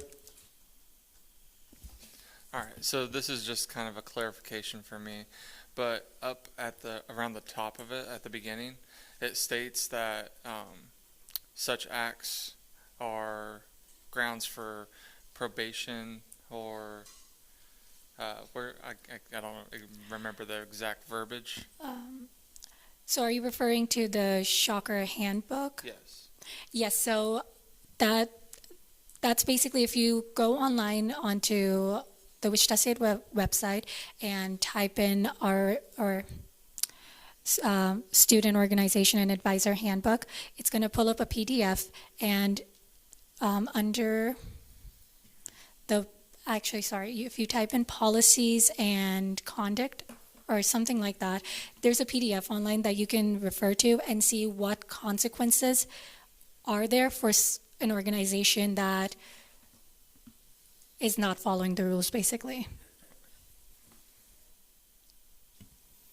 Are there any other questions for the authors? Senator Babin? With an amendment, the full name of it would be the Renegade Rho Beta chapter of Sigma Lambda Beta. So amend to say Renegade Rho Beta chapter of Sigma Lambda Beta International Fraternity in all instances where it says that. Does require a second. Senator Mounts with the second. With that, it is your motion. You have the right to debate first, if you would like. I guess that's their name. That's what they refer to themselves as in their own statement, in their own chapter. That is their official name. Senator Mounts? Motion to pass by unanimous consensus. Consent. Any objections? Motion carries. Moving back to the main item. Are there any questions for the authors at this time? Senator Sanchez? Can you please go back up? I just want to make sure that I'm not going to ask something that's already there. Okay. Yes, thank you. Is there, I don't see it, but is there any way that you guys considered adding anything about just general support to these multicultural like the Greek Council in general and other underserved, underrepresented student organizations as a whereas? I don't see it, but it's really small. Near the, I think it's 3rd, be it further resolved. That's where we outlined every... Line number, please. 23. 23. That's where we outlined every resource that the campus has that could be used as a resource for those organizations. Any other questions for the authors at this time? Senator Lube? Yeah, I just need a point of clarification. I'm kind of confused why this is being put into effect as of right now. Could you expound on your question, please? Like, I don't understand the cause for this to be in resolution. Like, what was the cause? Because I don't know if it was probably a memo. Okay. Because I don't understand. Yeah. So I don't have the Sen Flores article pulled up, but essentially what happened was. Do you want me to speak to that? Yeah. All right. So what happened was over the weekend, an incident took place where it was a Greek life event, and there was a comment made which was perceived to be a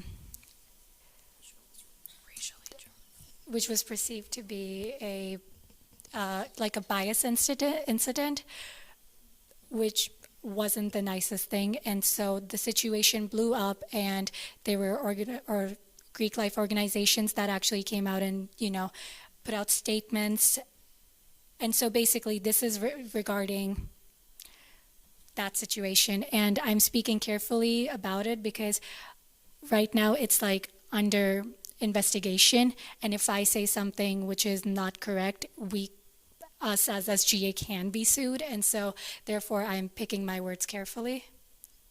But if you have questions, I'm pretty sure I can answer like after, or you can even ask any senators, or check Facebook.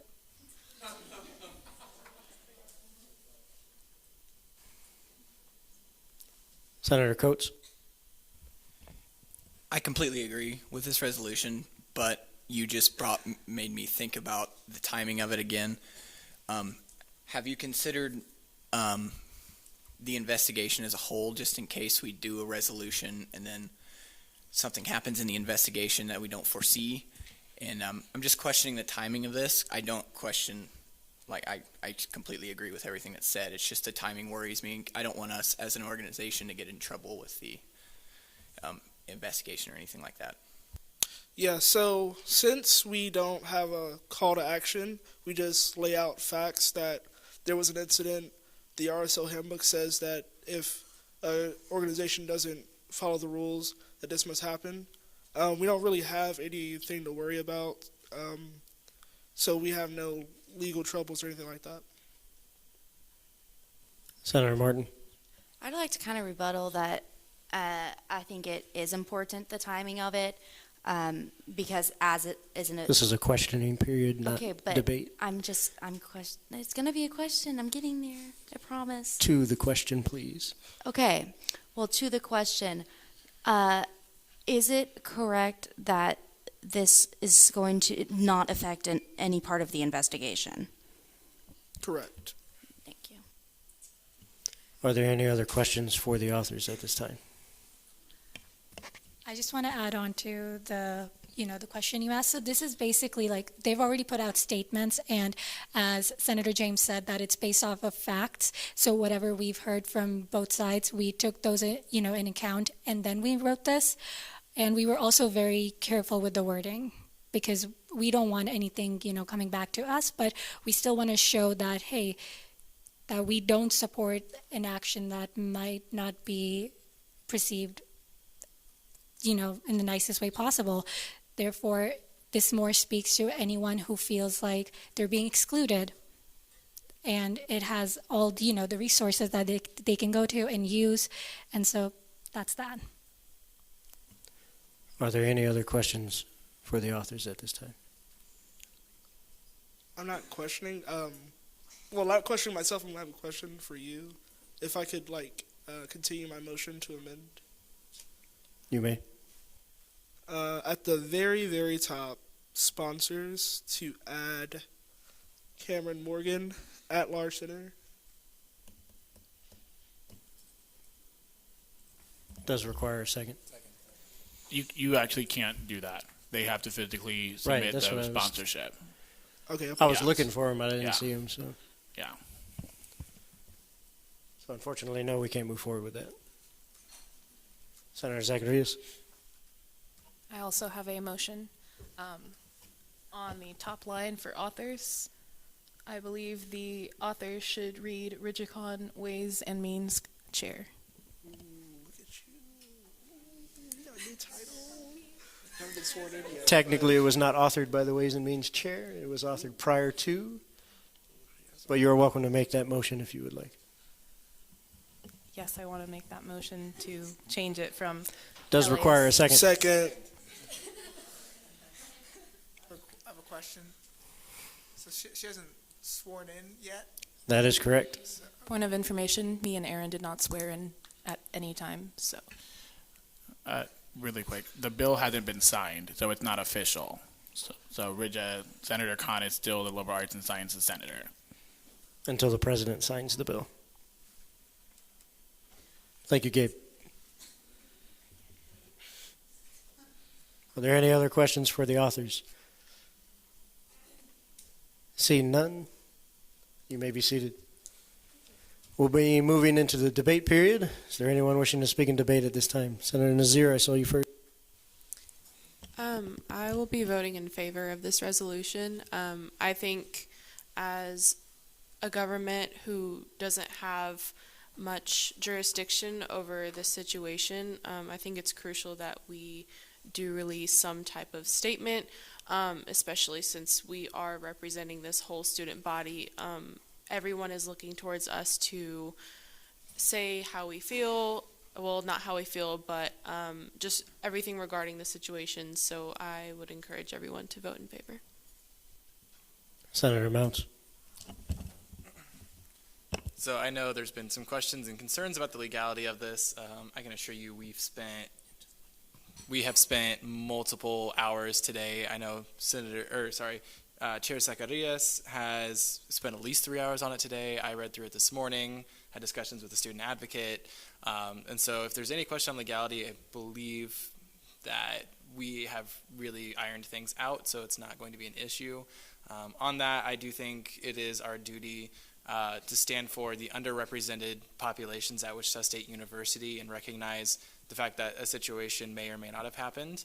And so I will be voting in favor of this resolution. Senator Wayne. I will vote in favor of this bill, and I think it's important, especially this sensitive time. I think it's important for us to say something. And in this bill, I think we want to make the statement that there are resources for students to seek help if something like that happened. And then I definitely think as an association, we should say something about current issue. It's not saying that anybody did anything, but we need to know that students need to know that we're here for the support. Senator Miller. So yeah, I will actually be voting in favor of this also because coming from my military background, in the military there's a zero tolerance. So if you do something like this, then it's automatically no-go. So I mean, with it being the incident, I mean, I'm more just going forward on this to prove that the Senate does not condone this kind of acts and stuff like that. So I highly suggest everyone else vote in favor as well. Is there anyone else? Senator Azil. I am going to vote in favor of this resolution, and what happened was really disappointing.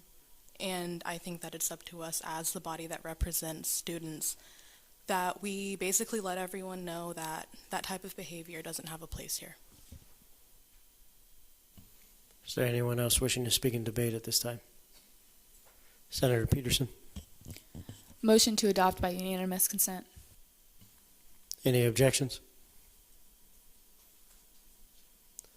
Seeing none, R-62-004 is adopted with unanimous consent of the Senate.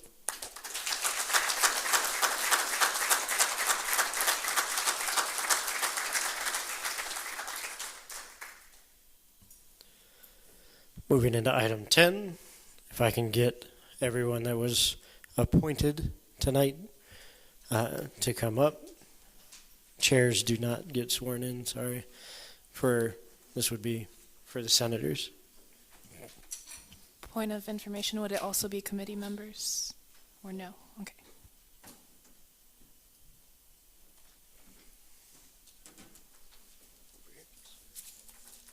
Fancy cheat sheet. So, what's going to happen is I'm going to walk you through, obviously you're going to repeat after me, blah, blah, blah. When we get down here, instead of me saying position, I'm going to do to the office of, you're going to finish. Exactly. And then we're going to run through. Ready? Yeah. Please raise your right hand and repeat after me.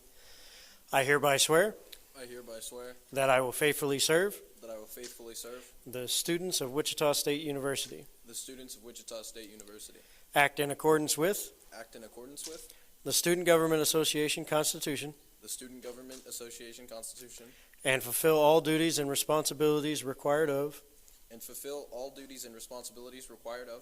the office of at-large senator. I will, I will, to the best of my ability, to the best of my ability, preserve, protect, and defend the Constitution of the Student Government Association the Constitution of the Student Government Association of Wichita State University. of Wichita State University. Congratulations.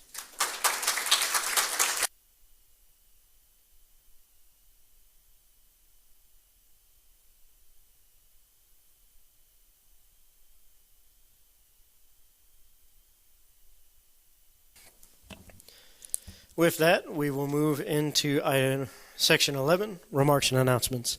Is there anyone with a remark and announcement at this time? Senator Mounts. Alrighty, so I'm plugging another ODI thing. It is part of the Diversity to Lecture series. I'm sure, I don't know if I saw any of you at the Skylar Bailar event, was it last week? But that was a very awesome event. I unfortunately was not able to stay for very long, but I was glad to see part of the presentation. So this next one is with Kate Lasso.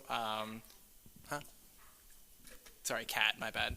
I read that incorrectly. It is called Take the Lead, and it's focused around Latinx Heritage Month. It'll be tomorrow at the CAC Theater at 6:30, and I highly encourage all of you to go. Any other remarks and announcements? Senator Miller? All right, so Student Veteran Organization, chili cook-off. I know everyone in here likes chili. It gets cold here, all right? We need some contestants to put in some bids on that they're going to bring out some chili, so please pass that on to the constituents to message us via the Student Veteran Organization Facebook page so that we can get them in the competition. That way we can have an awesome chili cook-off. It's going to be amazing. When is that again? 1 second. And Also, do you know what categories you have? Oh, yes. All right, so the categories I have on the top of my head, that's going to be heat, flavor, and vegetarian. And then the chili cook-off is on, I'm sorry guys, I have a lot of dates in my head. So. Is there any way you could post it on the Facebook page so we can share it on our social media? Actually, yes. I actually said that it was on the Student Veteran Organization page, but I will share it to the SGA page so it's a little easier to find. Perfect. And then I have it right here. It's going to be October 4th. Boom. From 12 to 2. RSC East Patio. Senator Martin? I posted the information and application for the pro bono clinic on the Facebook page. If you're not on the Facebook, I can also email it to you. And if you have any questions, I'm sure I might be able to answer them or direct you to somebody that can. Senator Wing? So as many of you know, I'm a Miracle Vista for Storytime Village. We are a nonprofit in Wichita. So we have our biggest fundraiser event coming up this Saturday. I need some volunteers to help me. So if anybody is interested on listening to a Grammy Award nominee, Alita Adams concert for free, hit me up. Also, if you're interested on attending a jazz class that she's going to host, let me know too. So any of your friends want to attending a free jazz class by a Grammy Award nominee, let me know. Also, I have another volunteer event next week. It's called Hoop for Literacy. So it's the police officer and the UPD. They're going to play against each other. We're going to bring all the third graders from USD 259 to attending this Coca-Arena basketball game. So if you're interested to help, let me know too. I will post links online, but still, if you're interested, hit me up. Senator Richie. I want to maybe apologize for last week's remarks. I have kind of like a stubbornness to my tone on talking about these fine arts events, but I'm really passionate because these are events that a lot of students don't know they get for free, right?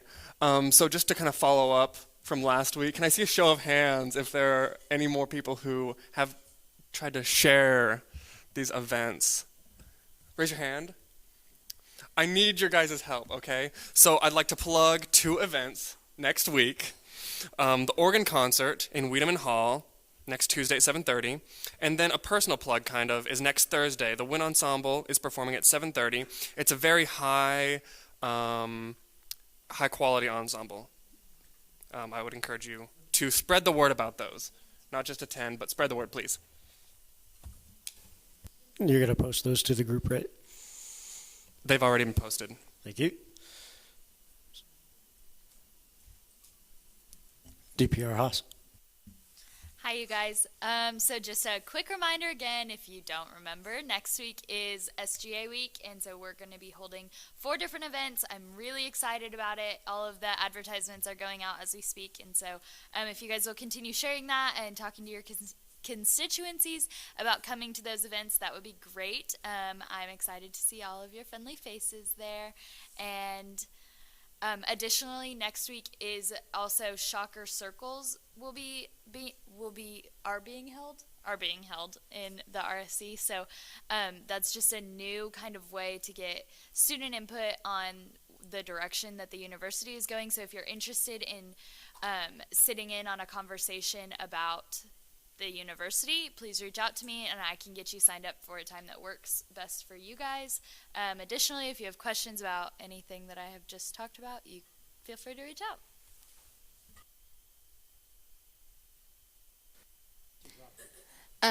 Just to add on to Mackenzie's, also we still need volunteers to sign up for SGA week.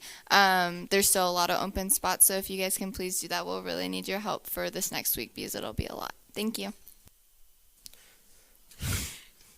Treasurer Osterman. Oh, sorry. Kylie posted on the Facebook page the sign-up sheet again, so if it's up there twice. If you need me to repost, I will.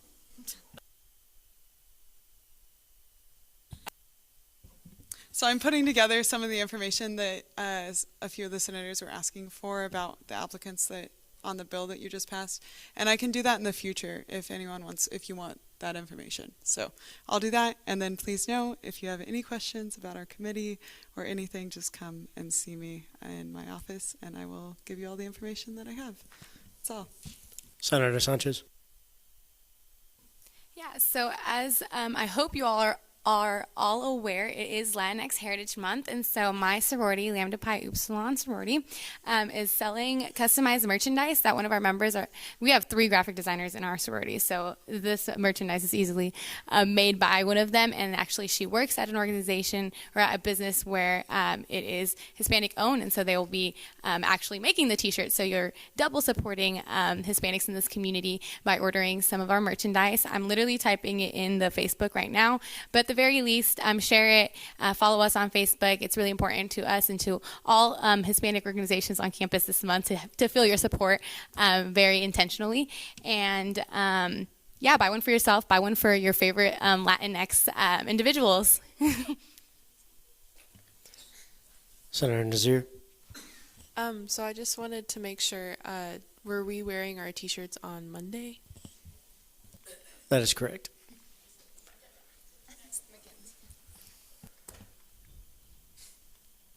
You good? Yes. Okay. So originally I had said if you're going to show up to any of the events, just wear your t-shirt at whichever event you were going to pick to show up to. That's what I had said to Katrina. I guess it just got lost in translation that you were to wear them on Monday. I don't really care which event you wear them to. If you're going to show up to one versus the other, wear it at whichever event you're going to go to. So all week. Got it. I saw a hand. I forget who it was. Senator Kahn? Yes, hello. First of all, I want to say thank you to everyone who spoke, and, I just feel very honored.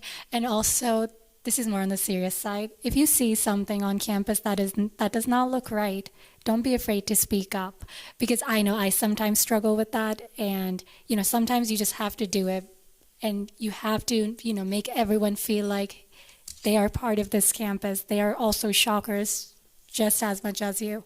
So, with that being said, don't forget your senator hours. That's it. Thanks. Senator Mounts. On that, the easiest way to report something is just to go to wichita.edu/report it. It has, I believe, 7 different forms that you can use to fill out regarding whatever situation it might apply to. And I also know ODI will be pushing out, kind of going along with the graphics that the student advocate created, just kind of like where to report a certain incidents and things like that. So just keep a lookout for that. Any other remarks and announcements? Senator Castillo? I just wanted to talk about the first show that the School of Performing Arts is having this week. It's Love Me or Leave Me. It opens up today. It runs till Sunday.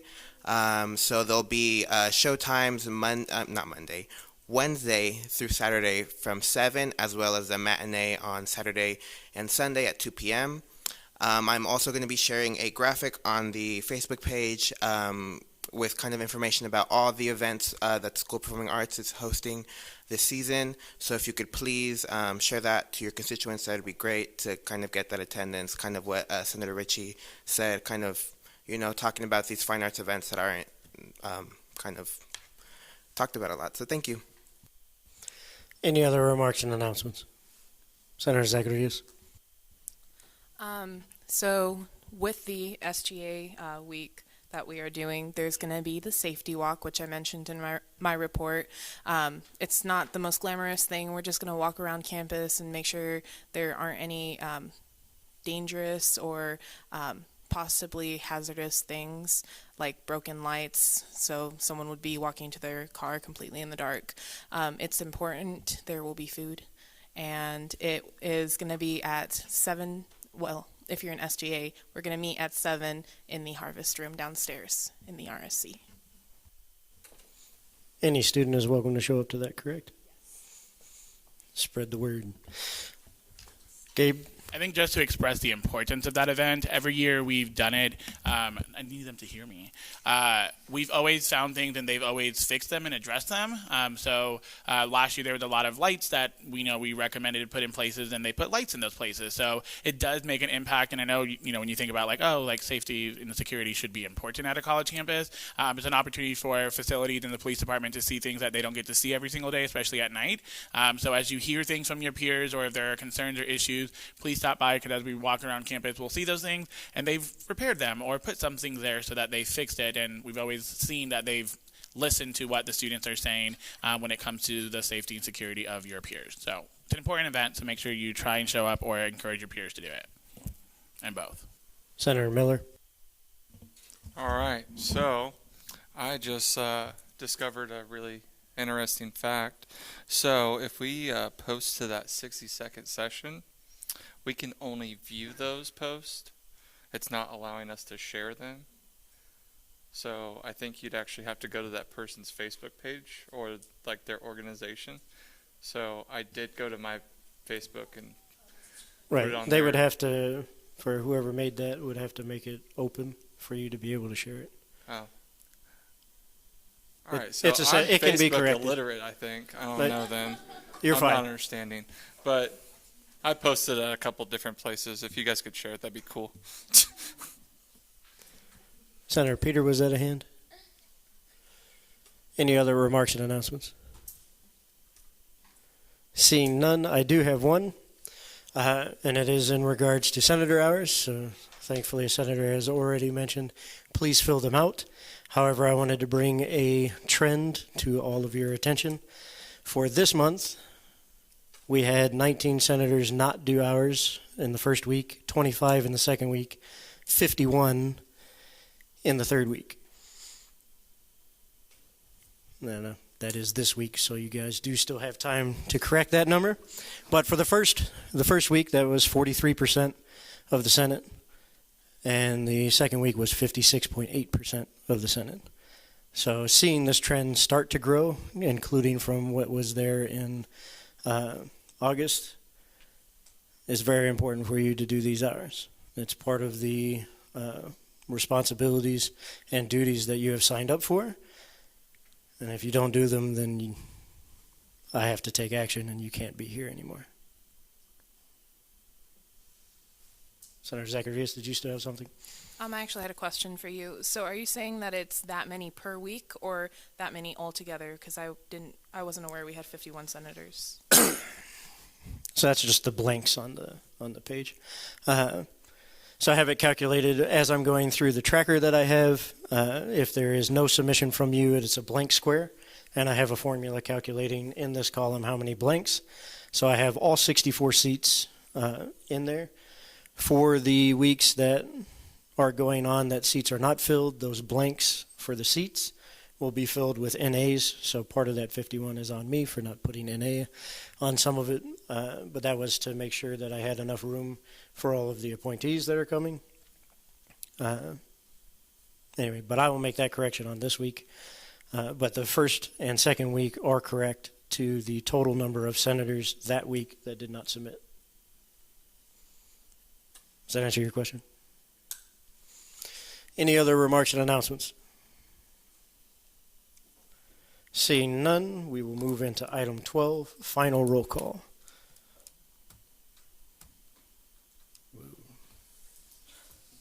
Sorry, I got to write down the time. With that,